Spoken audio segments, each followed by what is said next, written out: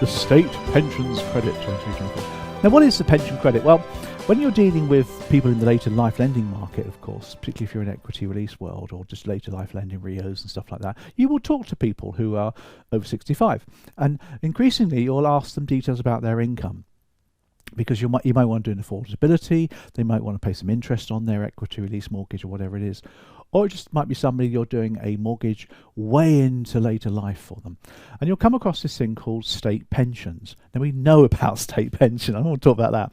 But when you're talking about people over the age of 66, really, they have a income.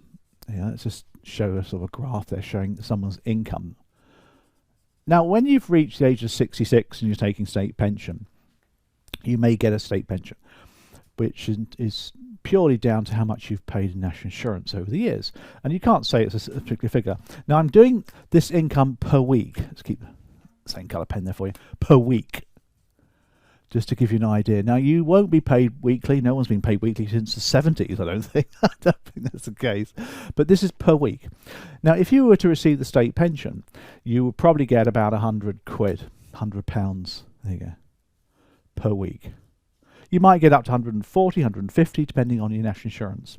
Now, that's not a lot of money to live on. So many people, of course, have other kinds of income, don't they? They have private pensions, they have occupational pensions, they have rental income, possibly from a buy-to-let or something. They might have a part-time job. They might have interest from savings, which, of course, is giving you quite a good return now. So most people tend to have more income than just the basic state pension. When I say most people, I'm not judging. The world is very different to, I live in Cheltenham and you walk around and there's quite a lot of wealth here, but there's also quite a lot of poverty as well. So you have to look at, the swings and roundabouts. Now, if somebody has retired and they're on state pension and they've got very little else, that's when it gets troublesome for those people. They can't afford to live. So they can apply for pensions credit.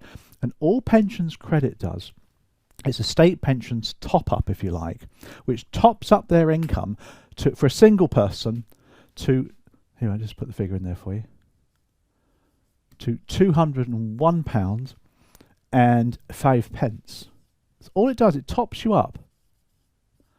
It tops up your income. And that's the difference. This example I've just given you. This person needs another £101, 5 pence a week, because this person has no other form of income, and therefore they need every help they can get. And that's called state pensions credit. Now, that's for a single person. For a married couple, it's slightly more. You don't need to remember the figures. They're in the tax sheet. Don't worry about it. They're in the tax sheet. You don't need to obviously worry about that. So let's have a look at a couple of things on this for you. First of all, if somebody's income is above £201, they ain't going to get any. That's pretty obvious, isn't it? I think we've probably figured that out. If they've got savings, so they might have £100 a month from pension, but they might have some money in savings. A lot of people do. They might have sort of £20,000 in a savings account, and that £20,000 might earn sort of percentage interest, and they'll get some interest on that, quite a bit as interest rates start to rise.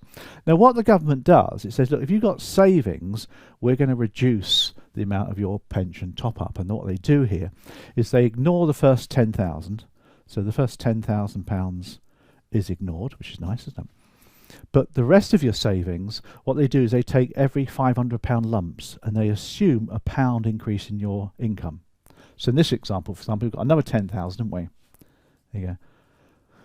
And they ask how many £500 are there in that, and you don't need a calculator for this one, but I'd like to use them because just gives you thinking time, doesn't it? When I was with clients, so I've got £10,000 divided by 500 quid, that gives me 20. So I've got 20, if you like, times 500 quid there, haven't I?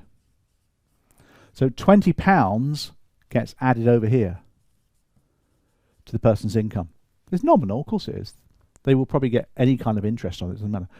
And that's, a big deal. That's a big deal because that obviously reduces their pensions credit. So savings is a big one. Now, if you're in the equity release world and you've got somebody in this situation that gets pensions credit and you give them a lump sum equity release and they kind of put that in the bank temporarily because, they don't want to spend it at that point.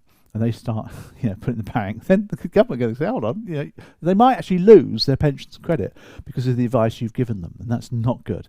You want to stop that from happening, of course you do. So if you're in the equity release world, of course, this is really important to be able to know these figures and what's going on. You can get software to do that now for you. The good sourcing software does all these figures for you now anyway.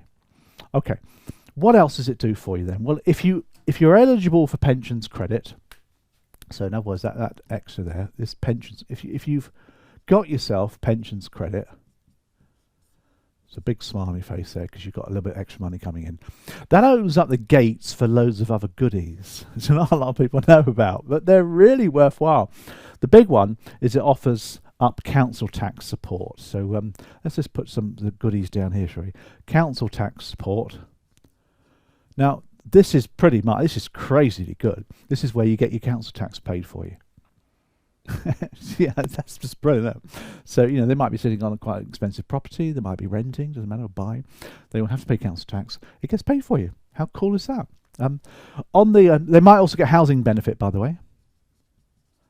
Opens up the gates to housing benefit, which of course is a brilliant thing for people. So you can see what it's doing. It's giving you all sorts of other goodies.